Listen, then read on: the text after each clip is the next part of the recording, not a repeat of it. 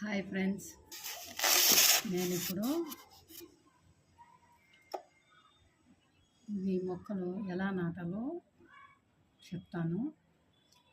నాకు తెలిసిన పద్ధతిలో నేను నాటుతున్నాను.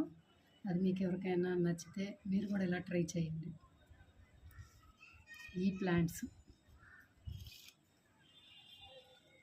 నేను కొంచెం పెద్ద సైజు కొమ్మ తీసుకొచ్చి ఇలా కట్ చేసుకున్నా. నాకు నచ్చిన విధంగా చిన్న చిన్న కొమ్మలుగా కట్ చేసుకుని కలమంద గుజ్జు రాసి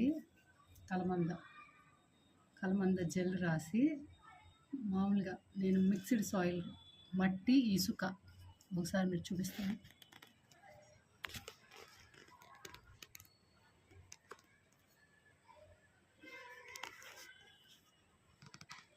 మట్టి ఇసుక కలిపి పెట్టుకున్నాను. వాటిలోకి మట్టి ఇసుక కలిపి పెట్టాను.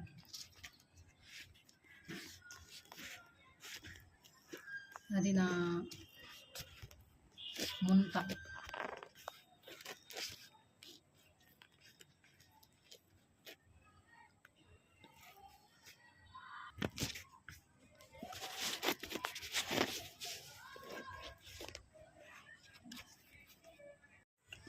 ఇలా బాటిల్స్లో పెట్టాను.